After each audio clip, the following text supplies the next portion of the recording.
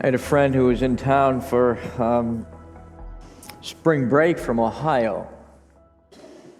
And he was the sports information director at Cedarville, so I went to spend some time with him. And he was absolutely loving the weather.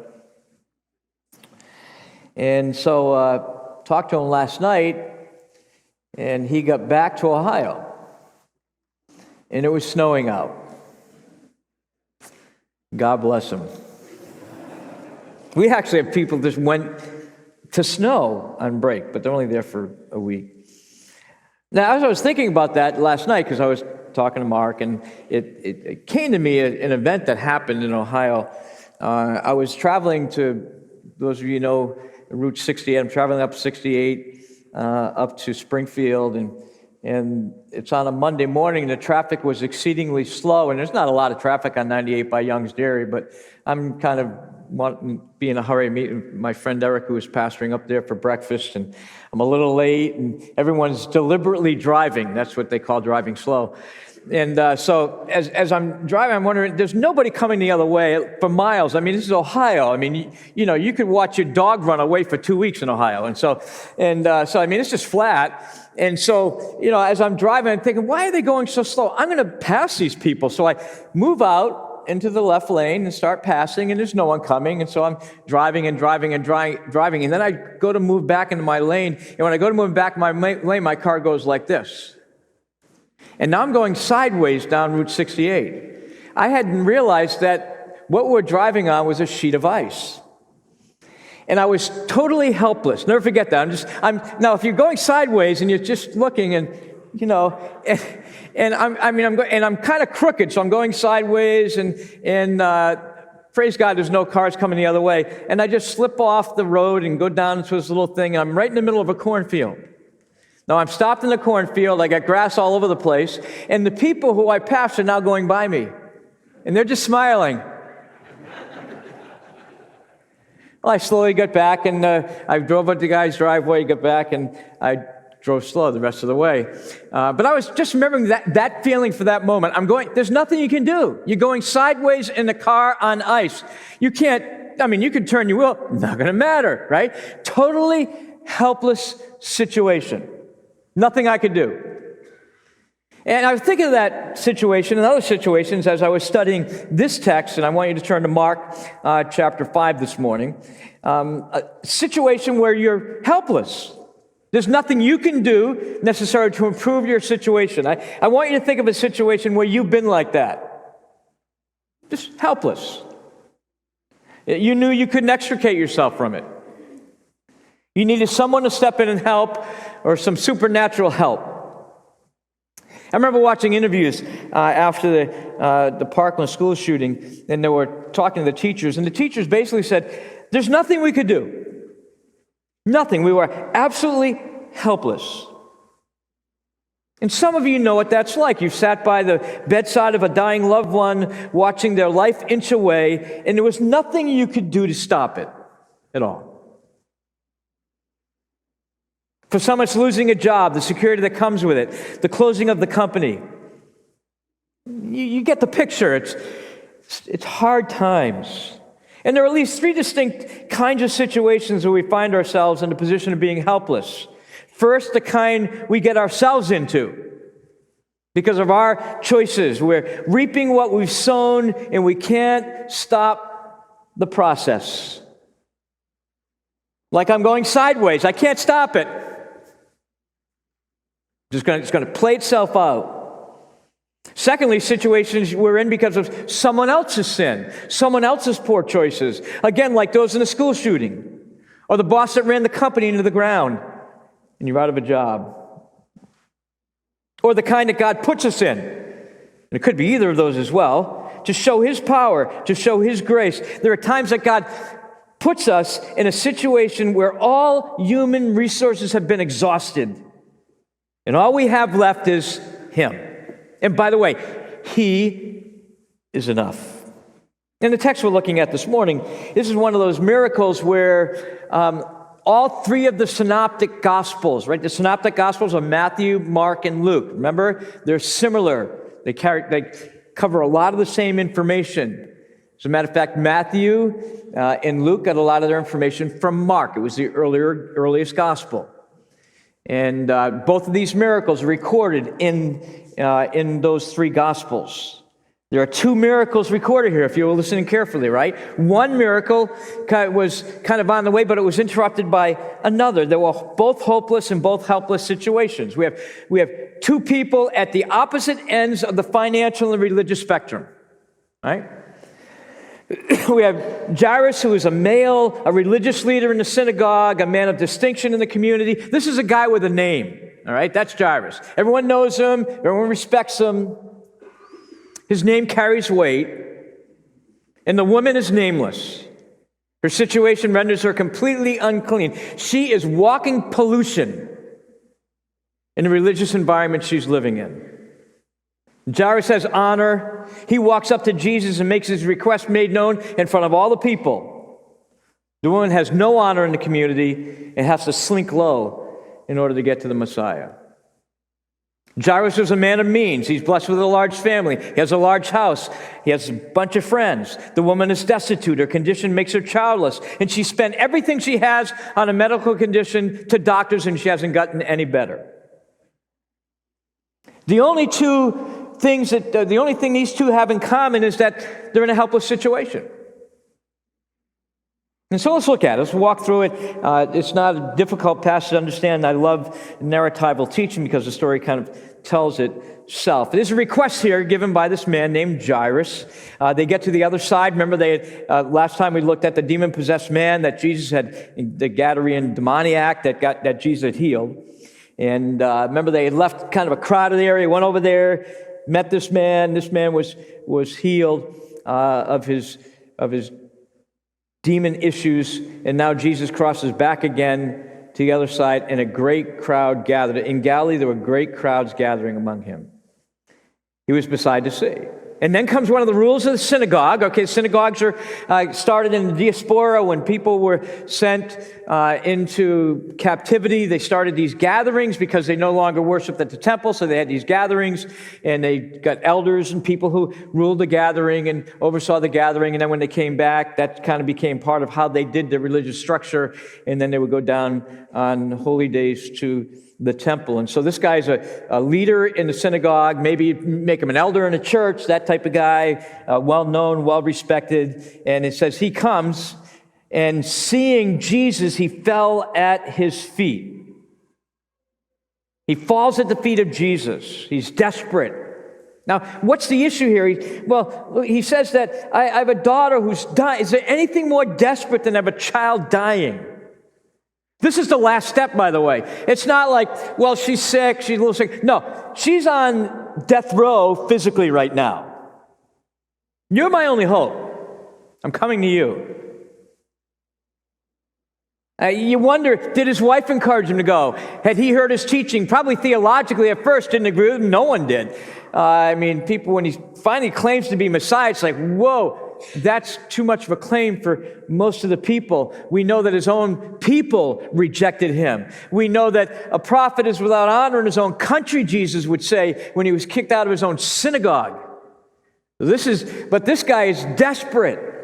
He's in trouble. Maybe he left and his wife didn't know where he was going, although the servants knew where he was. I don't know. But in verse 23, when you just let the weight of that, my little daughter is at the point of death. Now watch, he says, come and lay your hands on her so she may be made well and live. As I was going through this, I thought, where do people go when they really get in trouble? Where do they go? They really have a need.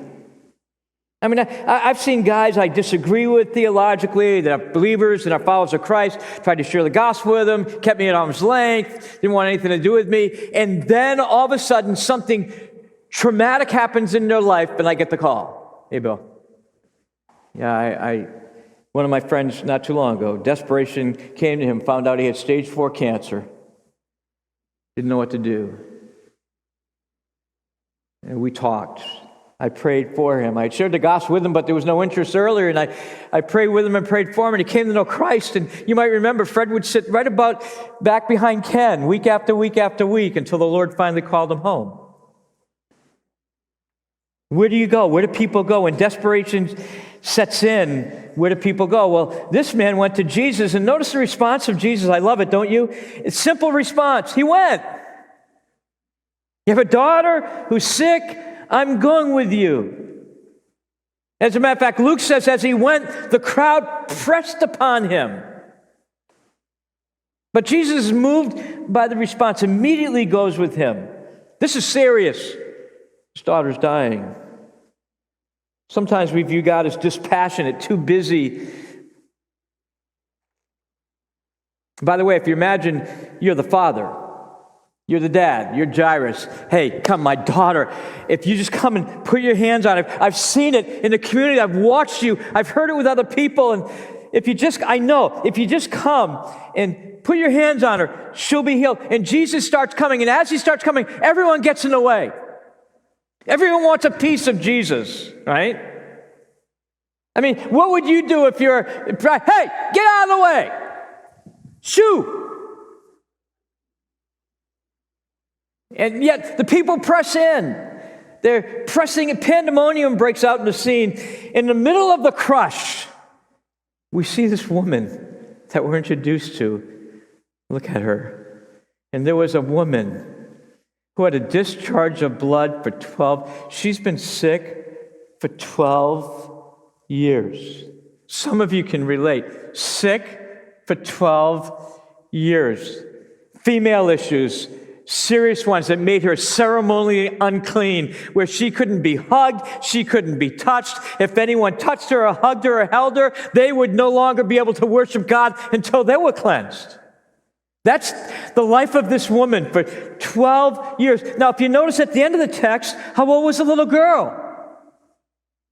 Verse 42. She was what? The whole life of this little girl, this gal is sick. You say, what's the significance of 12? Well, some say that 3 is the number of divine perfection, 4 is the number of completeness. The name of God is 4 letters in the Hebrew. There are 4 corners of the earth, 4 rivers in Eden, 4 gospels. 4 times 3 equals 12. There are 12 tribes, 12 apostles. You say, what does it have to do with these healings? Nothing, but it's interesting.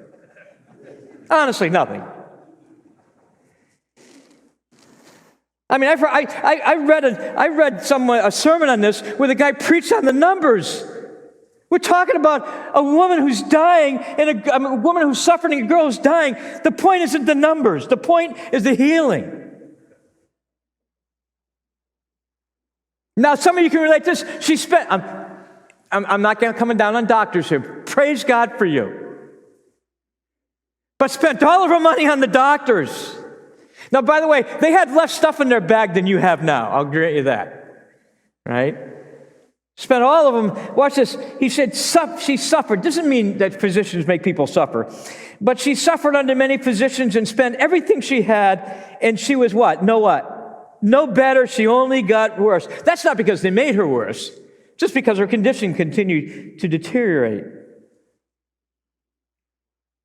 And so here we have this incredible miracle on this. Think of this lady. Jairus, and he's an up and outer. There are 2 types of outers, right? Up and outers and down and outers. Without Jesus, you're an outer.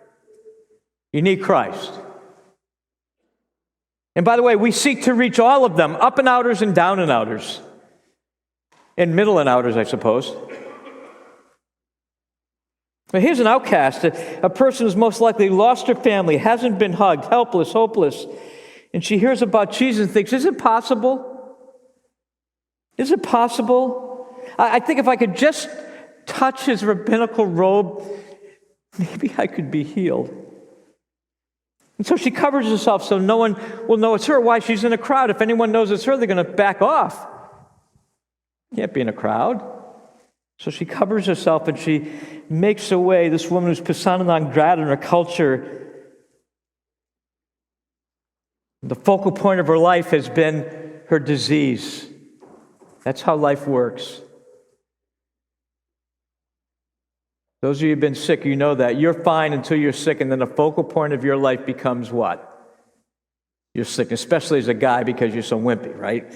Women just kind of power on in the sky. Hey, could you give me something, dear? It's like everything. It just dominates you, right? Those of you who have cancer, it can dominate you if you let it. Sicknesses can dominate you. The issues in life can dominate you. A number of years ago, I was driving down Route 4, which back then at least you could drive down Route 4. Now you have to crawl down Route 4.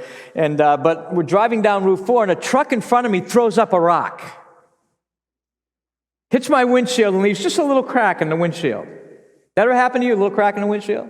Little cracks in the windshield, and so, all of a sudden, the crack, listen, I could see through the whole windshield. I couldn't take my eyes off the stupid crack. Right? It's just like, yeah, but you can still there's cars coming, yeah, but the crack, it just dominated me. And you relate to that, don't you, in life? Because you're going along in life and something hits you in the windshield of your life and it dominates you. You can't stop looking at it. There was a time in your life where the windshield of your life was clear. You could see the Lord vividly. You knew His will. You could sense His smile as you served Him from the heart. And then the rock hit. It could be the rock of a spouse leaving. I've decided to move on. It's no good. I don't love you. I don't think I ever did. Or the rock of a broken home when you were younger and the family fell apart and somehow you felt responsible in a strange way you still do. Or the rock of a physical malady like this girl had. The rock of a blown testimony because of a sinful choice you made, and so it's like you threw the rock at your own windshield. And the crack in your life dominates you. It has your full attention. You have a hard time seeing God clearly anymore. And that crack is a reference point for you. The time when things changed, the time where God began to seem much more distant. You're not even sure you want things to change because to change would be uncomfortable, but nonetheless, the crack has really dominated you. And what do you do? And this lady's wondering, what do I do? And she hears Jesus is in town and He's healing people. And her hope in her heart rises and thinks, well, maybe. And so she crawls up and she touches the little rabbinical cord coming off his shimla, that is his robe, and she touches it, feels it. Now, where's Jesus going? Where's He going? To help a little girl who's dying. The dad is thinking, let's get there swiftly. Jesus stops in His tracks. Who touched me? I love the way Sarah read it this morning. What we'd say today is, seriously? Who touched me? There's people all around you. They're squishing in. But He sensed the power going out of Him. And look at the text with me. This is so simple and yet profound at the same time. She says, I even touch His garments, I'll be made well. And immediately, remember this is the word Mark likes. We've seen this over and over in the book, haven't we? Immediately, the flow of blood dried up and she felt in her body she was healed of her disease. And Jesus, perceiving in Himself power had gone out of Him, immediately turned about in the crowd and said, who touched my garment? His disciple says, you see the crowd, seriously. Who touched me? He says, and he looked around to see who had done it, and the woman comes clean. Doesn't slink away and, well, maybe I can get away with it. No, she comes clean. He says, and he looked around to see who had done it, but the woman, knowing what had happened to her, came in fear, trembling, and fell down before Him and told Him the whole truth. Now, wait. I don't want the whole truth. I'm on my way to a girl who's dying. No, he stops and listens to her story. Wait. The leader of the synagogue, I'm a disciple, I'm an apostle. Hey, wait a minute. The leader of the synagogue, if he says good things about us, this kingdom thing's going to gain some momentum. We badly need that. The people are mad at us. And you're going to stop and talk to this woman here? Seriously? Yeah. Seriously. As a matter of fact, look what he says. He says to her, daughter, your faith has made you well. Then he says, go in peace and be what? That seems redundant. It's not redundant. He says the word for well is sozo. We get our word salvation from it. Your faith has saved you, and on top of that, you're healed. That's what he's saying. The greater miracle, by the way, being the salvation of the soul, because that's eternal. The power of God healed her physically. The love of God healed her spiritually. She was saved because she believed in Jesus. What is Jairus doing right now? Wait a minute, wait. Couldn't you talk to her later? I mean, she's been sick for 12 years. I mean, come on. Well, you can almost guess what's going to happen now, can't you? She dies. And so the report from the home, that's the next point you're outlining, you see? The report from the home comes. Wait a minute, she died. Think about that. She died. Jesus didn't run and get there. She died. This almost seems like spiritual malpractice here.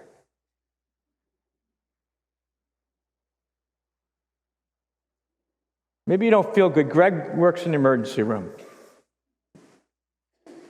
And so he's a PA in the emergency room. So you go to the emergency room, what's the matter? I just haven't been able to sleep, not feeling that good. I think I got a temperature. So you fill out your life story on a stupid page, right? Like, come on. So you fill everything out. Are you allergic? I don't care if I'm allergic. I have a fever. Come on, help me. But you fill out, well, sit over there. And they're just ready to call your name. And someone comes in and their arm's been cut off and the other one's hanging off. You know what they're going to do, right? They're going to say to the person with the arm hanging off and the other one severed, you know what? You sit over there. We're taking the person with the fever here. Are they going to do that? No. Triage, come on, let's get this going. This person is on the edge of death. This person, yeah, they're sick.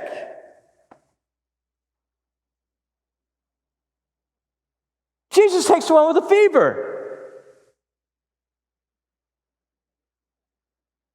And the one who's dying dies, and that's exactly what he wanted.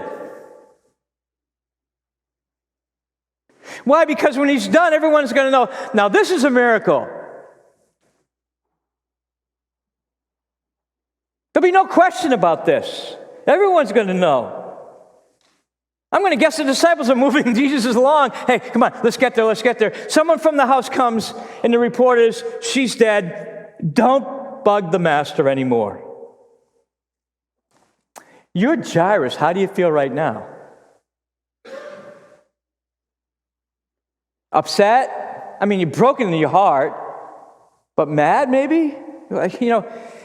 Maybe feeling like Mary and Martha when Jesus didn't show up when Lazarus was dying. If you just would have been here, this wouldn't have happened. Same outcome there, by the way.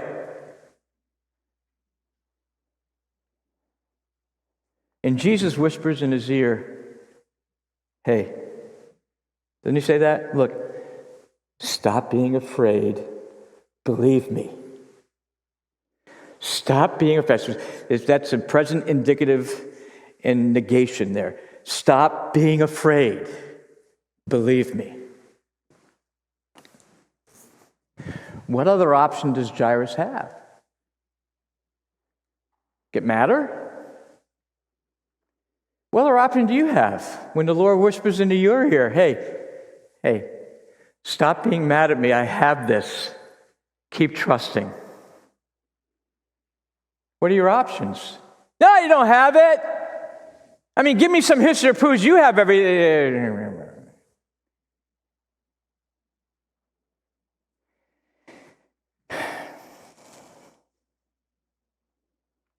As a matter of fact, what he's asking for here is, hey, show a little patience and trust me. By the way, faith is going to always exhibit itself in patience, isn't it? Why? Part of believing is waiting on God. How many of you love to wait? I see you in Publix. You look for the longest line so you can wait, right? I'm learning to wait on the Lord, and I'm practicing at Publix.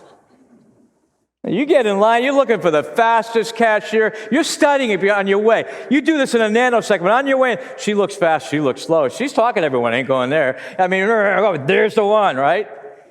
I got in line the other day. This is the first time it's ever happened. For me, maybe it's happened to you.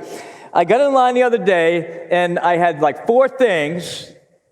And I get in line, I'm buying 2 of them with big cartons of water, but one, and I get in line, and the 10 or less line. The 2 ladies in front of me have a cart full, and they pull right in front of me. They see me coming. Literally, they see me coming. So now we're having a contest. And I'm like, yeah, I'm going to let 2 ladies go. No, their cart's full. I'm a busy man. So they pull in front of me. Now I'm counting, baby. I lost count of about 28.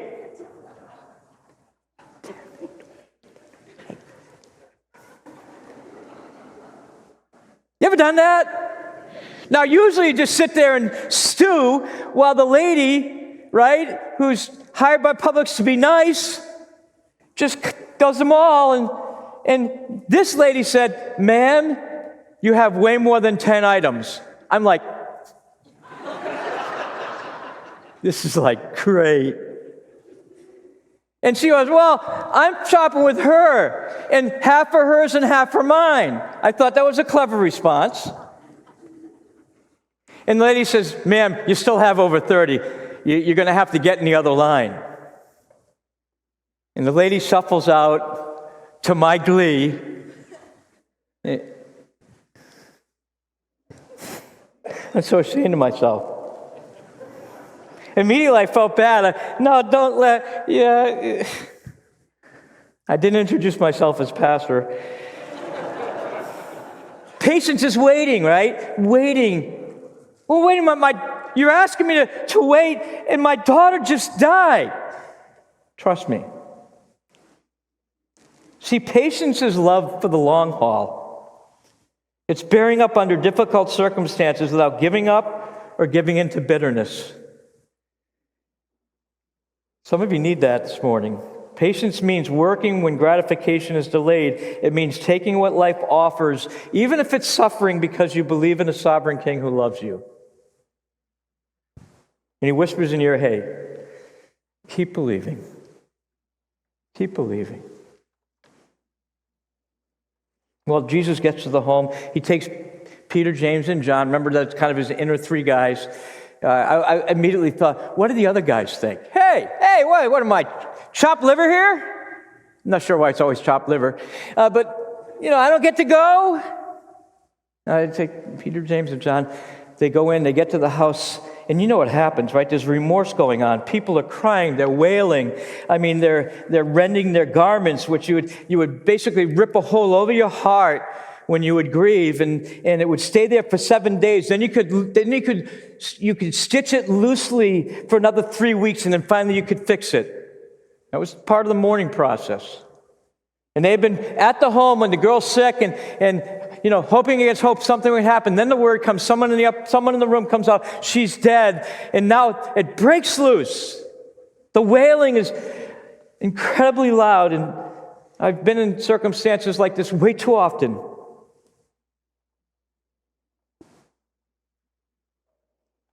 And so the reaction, I love what Jesus comes. He comes, this is the next point, the reaction of Jesus in the mourners. Jesus says, "Hey, the child's not, what are you crying for? The child's just sleeping. He's not dead." And they laughed in derision at him. I don't think they were giggling. They laughed in derision at him. Think about that. Just laughing at him, knowing she was dead. Luke says this, they laughed at him because they knew she was dead. This guy's delirious. Who does he think he is? Oh, but he's God. Oh. And then simply, he put them all outside, took the child's mom and dad, those who were with him, and went into the room. No theatrics, no special formulas, just says this, "Little girl, get up." Don't you wish you could do that? Little girl, listen, and by the way, her spirit returns, she gets up. And by the way, just so you know, it's not because she hasn't walked, like, the miracle isn't necessarily the walking. She's 12. She's walked before. Not a baby. If you're Jairus, what do? If I'm Jairus, I don't know who to hug first. I mean, do I hug the girl, but do I hug Jesus? Like thank you, but maybe I pick her up and we have a group hug.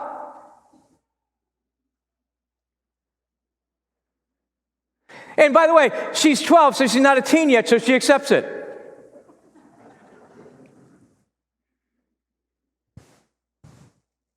And notice it says, they were overcome with what? You can understand that, can't you? Can you understand that? They were overcome with amazement. This isn't abnormal, right? Look at verse 2 of chapter 6. And the Sabbath he began to teach in the synagogue, and many who heard him were what? Astonished. Astonished. Look at verse 51 of chapter 6. And he got into the boat with them, and the wind ceased, and they were what? Astonished. Chapter 7, look at verse 37. And they were astonished beyond measure. This is kind of like where Jesus went. This happened. Chapter 9, verse 15. Immediately all the crowd, when they saw him, were greatly amazed. On and on. Look at chapter 10, verse 26. And they were exceedingly astonished. Verse 32, they were amazed. Chapter 11, verse 18, they were astonished at his teaching. Listen, when Jesus moves about and he leaves behind him a trail of transformed scenes in his wake.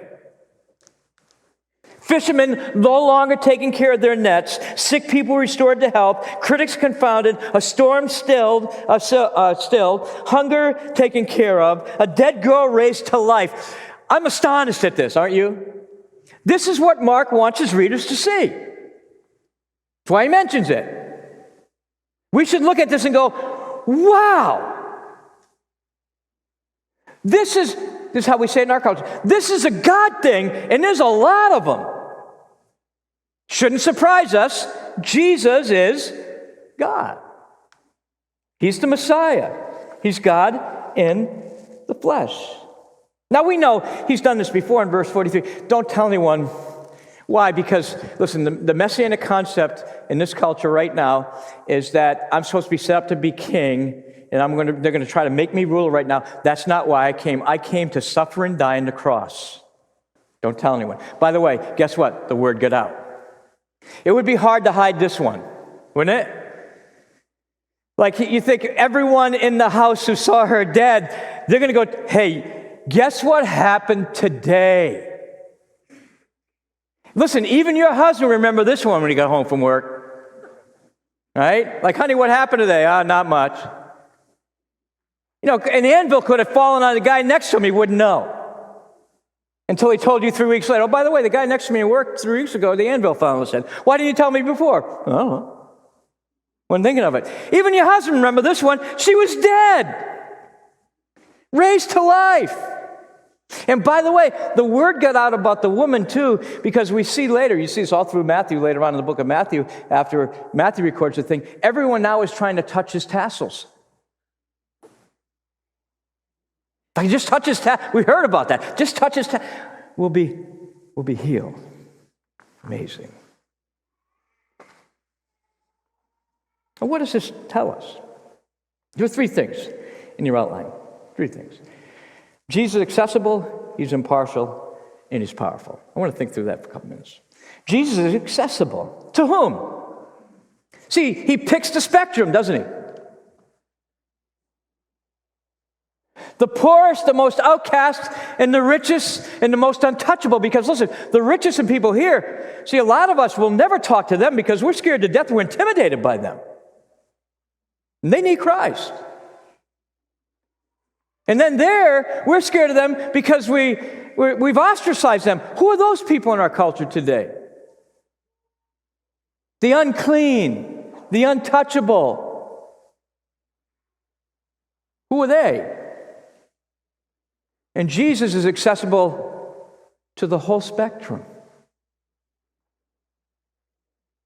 Jesus did say, "Come unto me, all you who labor and are heavy laden, and I'll give you some rest." Listen, people need rest for their souls, and you won't get it without Christ. You come to me, Jesus says, I will give you rest for your soul. For my burden is easy, the load is light. Come. The Spirit and the bride say in the book of the Revelation, come. Who? Anybody. Anybody who hears his voice. Whoever calls upon the name of the Lord will be what? Delivered. They'll be saved. Anybody? Oh, come on, church. Anybody? Yes.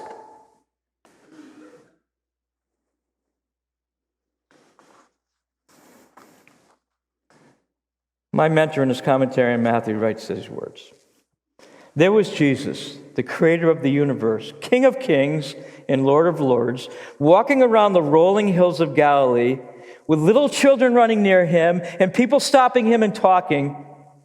Whether he was in villages, in a boat, on the water, or even in the crowded streets of Jerusalem, he was nearly always surrounded by people. That tells me Jesus is accessible. He's not some religious guru in an ivory tower with lilies all around him. He didn't live in a monastery. People didn't have to work their way up a hierarchy before they could have an audience with him. Rather, he moved amongst common people. As God come to the earth, Jesus pitched his tent with men. According to the literal Greek reading of John 1:14, he was in the streets of the villages. He walked the dusty roads. He was in the synagogues. He was in the home of others. He was immanent. The transcendent God of the universe, the holy other, who's anything like us, became one of us. God came near, and we beheld his glory. The glory as the one sent from the Father, full of what? Grace and truth. He's accessible. I don't know where you are today, what's going on in your life, but I want you to know Jesus is not inaccessible to you. You can come to him. Secondly, he's impartial. Don't you like that? You say, well, wait, you don't know who I am. I don't have to. He's impartial. I mean, I'm not anyone special. I haven't done anything for him. As a matter of fact, I've done a lot of things against him. Is he available to me? Yes. God's not a respecter of persons. The scripture says that. When the lady touched me, he didn't say, you know what, I'd like to help you right now, but I'm on the way to the leader's home.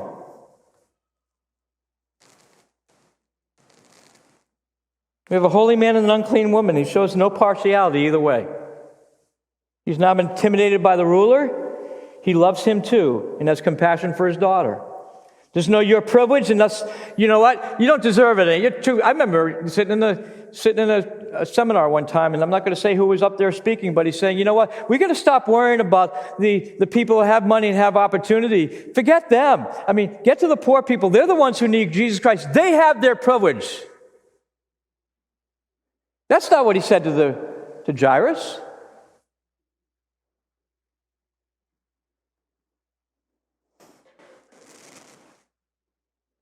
And lastly, Jesus is powerful. And by the way, let me ask this. Some of you have said, I've come to Jesus. It doesn't seem like he's doing anything. Marriage is the same. My job is still lost. I'm still unemployed. My spouse is still gone. And Jesus, stop being afraid. Keep believing in me. Keep believing in me. He hasn't acted on my behalf. That's what you said there. Why isn't God acting on my behalf? Oh, my friend, he did. 2,000 years ago, he acted on your behalf. 2,000 years ago, he took your sin and put it on his back, and he died for that. And he rose again, victorious over death and over the grave, and offers to you accessibility through faith. He's acted on your behalf. Now you need to come. And lastly, Jesus is powerful. See, it would be one thing if God says, hey, come to me and I'll help you, but I really don't have the power to do it, but I really would like to. No, he is the all-powerful one. Again, in Revelation 1, he says, fear not, stop being afraid. I am the first and the last. I am the living one. I am the one who died, and I'm alive forevermore. I have the key of death and Hades. I am the omnipotent God. That's Jesus. That's good news, isn't it? Church, is that good news? Amen. And so whatever's telling you that Jesus doesn't care or Jesus can't help, look it square in the eye in your mind and say, that's wrong. I'm trusting God. Peter observed this as he watched that. And later on, he made note of the principle he learned that day, and he wrote it down for us in the Bible. And he said this, hey, we can cast all of our care upon him because he cares for us. You say, me, where I am, you don't know what I've done. I don't have to know what you've done. He cares for you. He loves you. Come to him. Whatever the issue is, whatever the circumstance, no matter how far you've run, come to him.